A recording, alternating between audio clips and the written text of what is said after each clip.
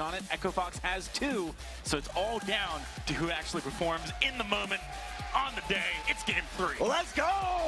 We're into the house to unfold right now. Players making their way out into their respective positions. Looks like we're gonna have Erwin hanging back, starting with a back jungle rotation of his own. These teams have really impressed me here in this series. So already we got to talk about a little bit of action that's happening before I get to the comps. Perez, Selena can just rotate here. Perez, he does have a sigil. He has his boots as well. This should be enough to get him out of harm's way, and he's going to be just fine early on. But that is the boots used quite early. I like Selena blowing him a farewell kiss as he retreats out of the jungle there. Good guy, All Selena. Right, so compositions. Humanist, let's get things going. Let's do it. You guys might not remember what was picked up, so let's run down the team comps real quick. Echo Fox locked in the Arden, Glaive, and Celeste. Queso, they've got the Lyra, Samuel, and Idris. Now, what is interesting to me is the way Echo Fox is choosing to execute on this composition. Okay. They've actually put Erwin on the Celeste in the jungle, and they've got a lane Glaive, which is a very interesting call, and it's one that I don't entirely dislike. It certainly can skirmish with Idris a little bit more easily. That being said, the advantage that Celeste maybe would have had in lane is that, and in fact we've seen that matchup earlier on this weekend, so you can really push in the Idris and stop him from making plays. This tells me, right, that Echo Fox don't want to be passive. If they wanted to be passive, well, they could have done that just by building an Eve of Harvest first Celeste in lane. Instead, they've got a very quick rotating laner, as well as a lot of crowd control that's already coming out of the jungle. And they're going to hit early power spikes in levels on Celeste. Right there, some early aggression. The afterburn. Keiko taking a whole bunch of damage, tries to avoid the core collapse, but will go down. First blood to Echo Fox. Very nice job. I talked about aggression. You sure that was exactly what I was going for. Erwin, by being able to hit, for example, the overdrive on Helio quickly, right, is going to be able to rotate up, try and siege the turret. They've then got Glaive and Arden to set up picks on anyone that tries to deal with that push, or they can make rotations down and from a very safe distance mess with the jungle rotations of Queso. So Echo Fox is a very proactive lineup. Queso does too, but in a different way. They want straight up fights. You know, they want to try and pick a situation where maybe Samuel can abuse the ridiculous damage he has in the first couple of levels. If it gets to maybe 8 minutes and Queso hasn't found a good fight, I think you got to back off a little bit, wait for a couple of more item spikes, just because the Glaive and the early level 8 Celeste are going to be doing some serious work. Erwin making his way up from the jungle as Queso started to apply a bit of pressure onto this tier 1 turret. It's going to be Slater just hanging out with Selena. A lot of babysitting happening up here in the lane early. And we do have, of course, 2 melee laners up here. I think Glaive, Idris, very burst-heavy heroes, of course, but Glaive a little bit more durable, a little bit more tanky. So when he commits into that fight, he should be able to survive a little bit longer, which means that Keiko's going to have to really... For your teams, you're not trying to afterburn deep into the opponent's side of the lane, maybe by their turret, to punt someone backwards. You're actually just able to hit the guy that's standing right next to you, halfway in the lane, all the way back to your turret. And that gives a lot of space for your team to make the plays happen. This is why you're seeing Mr. Keiko actually play pretty far back, pretty passively when he's able. Divergent pass is going to be especially critical here, because you really need the blink and not just the dash to get away from the dicey situations that Selena can set up for Echo Fox. Erwin moving up. We have 3 looking for the afterburn. This is going to be Perez getting caught.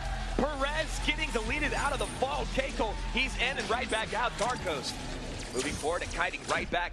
Just a machine gun of malice and verdicts coming out of this guy. Dark Ghost, very impressive thus far here. Making a lot of plays. Slata doing a good job to absorb the majority of the damage. You see Erwin helping Selena out here. Oh, nice dodge by Keiko. That afterburn could have spelled his demise. Dark Ghost and that drifting dark, a little bit of splash damage coming out. Slata, he's in a tough place. Look at Selena body blocking for his captain. You don't see that every day. All right, so one thing to note here, Perez still has not had the opportunity to pick up a Fountain of Renewal. Slata, even before picking up any boots, did that. That's a big part of the reason why some of these fights are especially difficult for Queso. You know, they are mismatched in items. But that being said, they want turret. Keiko's onto the turret taking a lot of damage, but they traded it. It's Selena that goes down. That is not what Echo Fox were trying to accomplish. Erwin's there, the Helio's down, the basic attack, the Oblivion's gonna put him to sleep. They've lost Dark Ghost. They're not going to lose anymore, and Perez will be able to heal up Keiko, although it looks like Keiko wants to go home. Yeah, Keiko does have a decent amount of money in the bank, probably wants to pick up his first big item here. Oh, actually, he's diversifying his assets a little bit. He's going a little bit more into the offense pool, but he's also picking up some defense, which I don't dislike. Okay. After he gets back to lane and farms maybe one more wave, he's going to be close to that Sara Blade. Right. So it's not really too big a deal unless they fight literally this wave or on his rotation to jungle shop, which is possible. I mean, Selena does have the opportunity to make something happen there. Erwin, even though you're picking up the jungle Celeste, is going for the Eve of Harvest this game first. Now that I do actually find quite interesting. I'm not sure I like it compared to the Frostburn. I think Eve is really great if you're in lane. It lets you push more and more easily and more safely. But also, you know, Frostburn, if you're playing this rotational style of composition from Echo Fox, I feel like it sets up for Slata to, you know, maybe land the gauntlet because the person can get out of range quickly enough. Right. It sets up for afterburns. These are all things that you're not getting with the Eve of Harvest.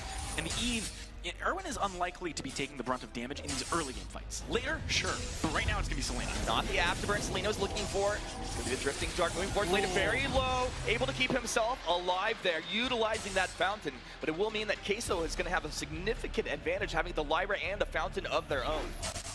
Yeah, this is a good situation for Queso if they want to push in more, and obviously they did some great damage to that turret earlier on, so they have the ability to. Selena, Dark Selena, you get it, back, toss them down. They're going to take the turret as well, Jackson. The Oblivion blocked off. Erwin's getting back one more. Oh, Guys, the fadeaway there with style. Very nice execution from Queso. Very, very solid stuff. I'm impressed by the fact that they were able to get both those kills. Perez having the presence of mind to just commit to that perk attack. Presence of mind.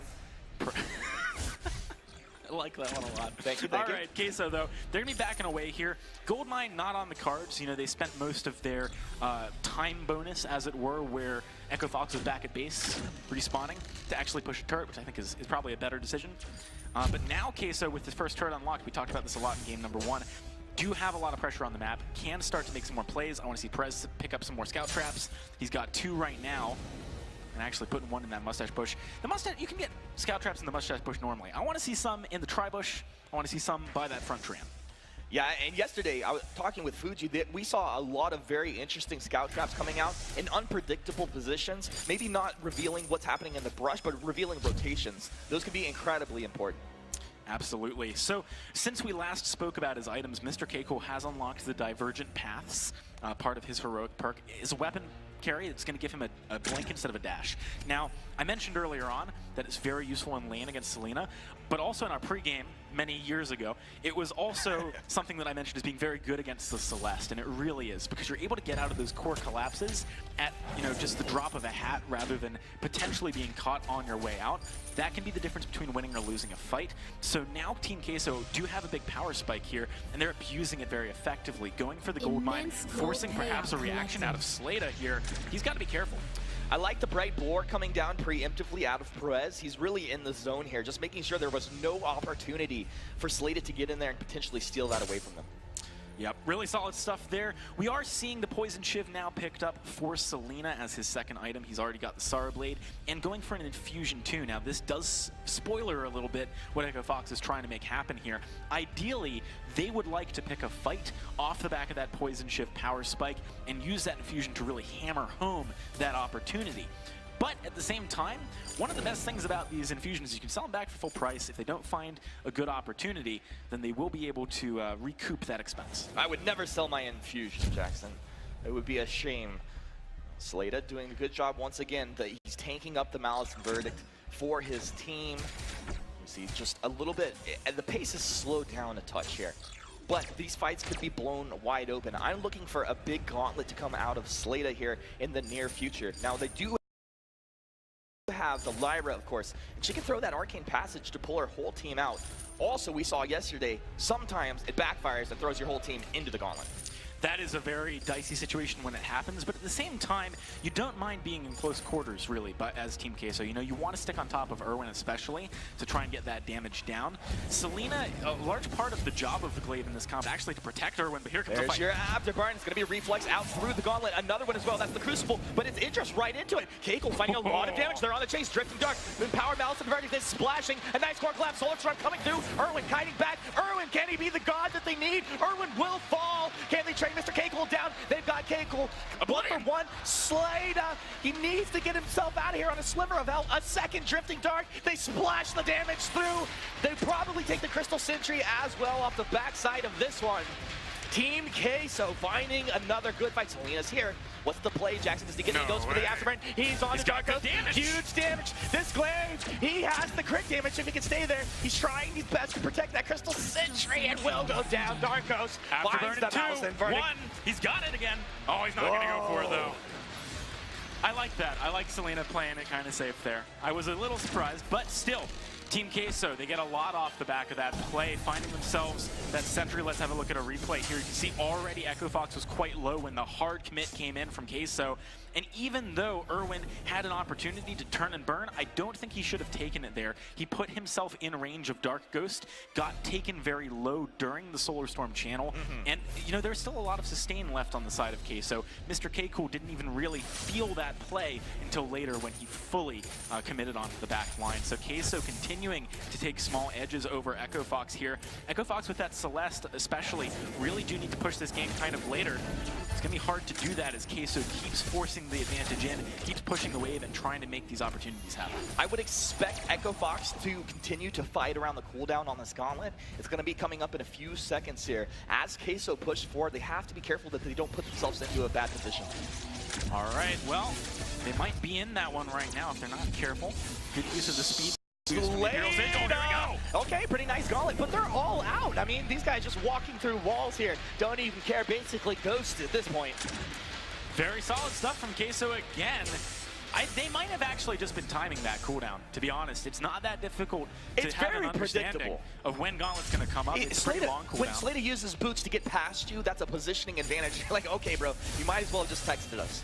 Yeah, pretty much. Queso, though, off the back of that Gauntlet being burned for naught, have a real window of opportunity here, Humanist. And they can continue to make these pushes happen and not have to feel at particularly large risk. Selena is the one who can really punish if maybe a reflex block is missed. So keep your eyes on him. Bright Bulwark anticipates that. Yeah, but now they have the opportunity to go in, and go in they do. It's Darko's taking a whole bunch of damage. They'll force the fountain out. Queso on the retreat, kiting backwards, doing a good job thus far. Let's see if they actually get baited into this one. I mean, not only the fountain, but of course this Lyra time and time again healing.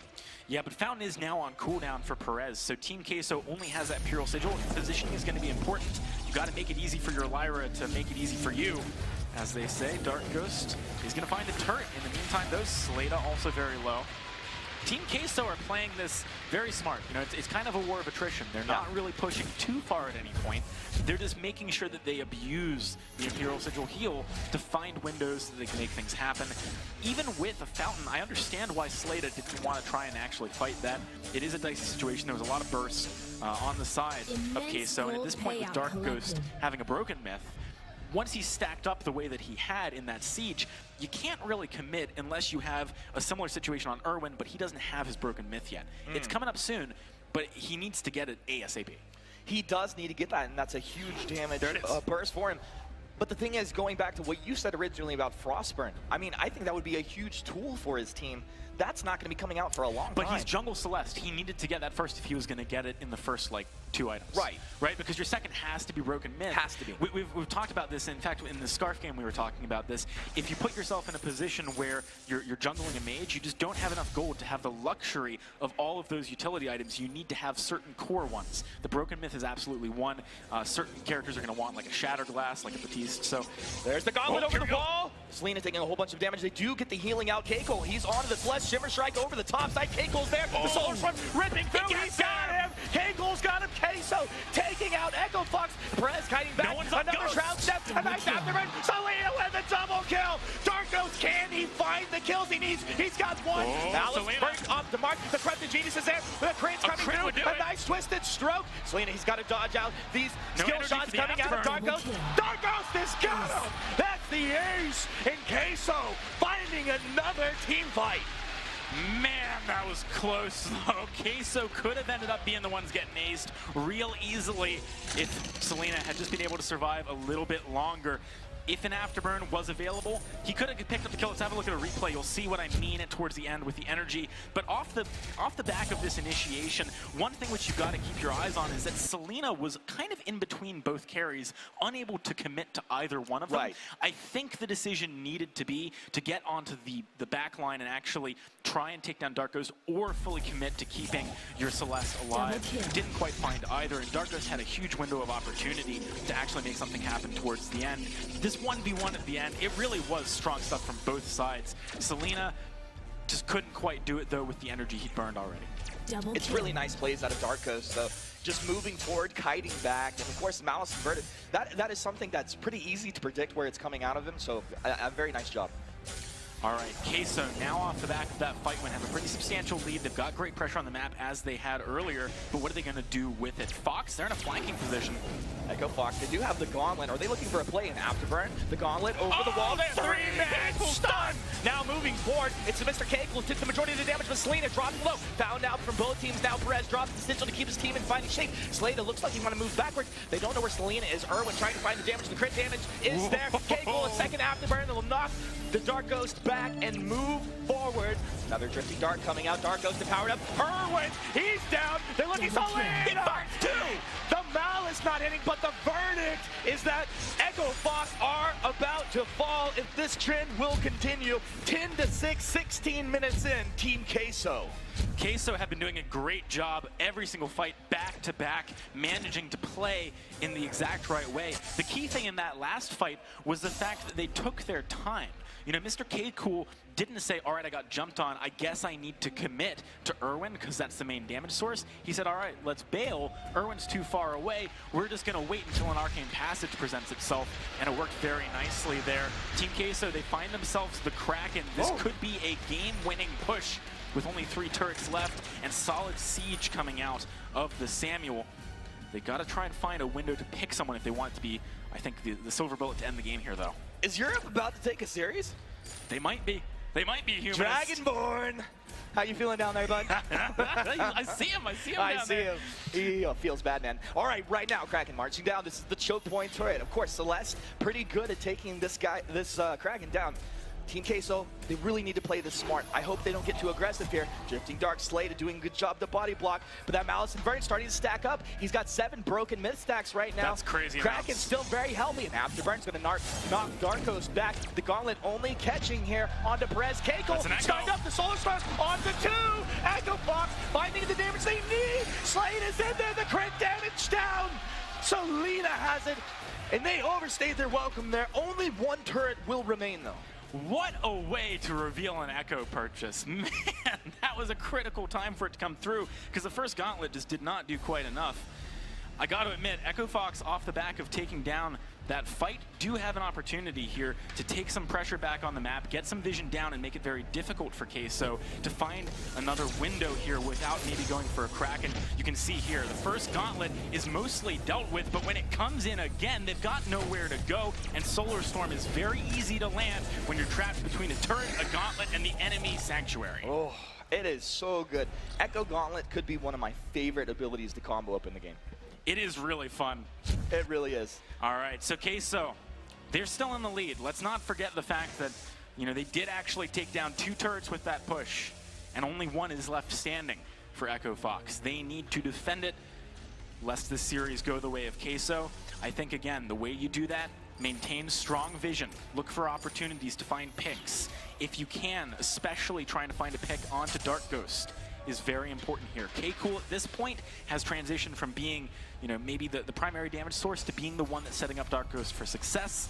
Got to keep your eyes on that. Fusion's picked up across the board for Echo Fox. They know they're going to have to fight soon, and Selena's on the front line. Yeah, he put some good damage out on the Perez. The Bright Bulwark's down. The Good gauntlet stun. will be pulled back. Perez getting launched up into the stun. They chopped it. He didn't even Fountain Jackson. Now Team Queso have to retreat. Selena coming in from the bottom side looking for a nice engagement angle. Selena has the afterburn in 1 second. Who will be the target? He got the Vanguard. The block off the afterburn. Second Vanguard coming through, trying to boost him up. I think he echoed the Vanguard there, but they didn't want to chase underneath the turret. Oh man, that was the kind of pick I'm talking about. Great gauntlet use there, but also the afterburn syncing nicely with it. It actually stunned him back into the wall, so Yeah, got stunned by that was the gauntlet really good. again. I don't think he had a chance to do anything that fight. K-Cool gotta be careful trying to make the push here a little bit more difficult from Echo Fox. Dark Ghost does have some good damage, but it's a 2 versus 3. I don't know about this one. Stunned up, the reflexes in there, Solar Storm comes through. Dark Ghost, what are you doing? Dark Ghost, he's getting Dark Ghost.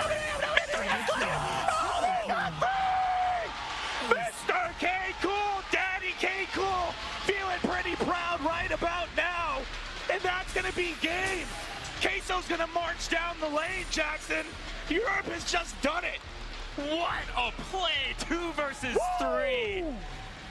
Wow, having the cojones to make that one happen. I mean, Team Queso. when I first saw K-Cool playing over in Europe, I thought this guy is the D'Enzio of Europe, making the plays right there, making the case, making the queso for us. Team Queso from Europe, the first team this weekend to take a series as a European team from a North American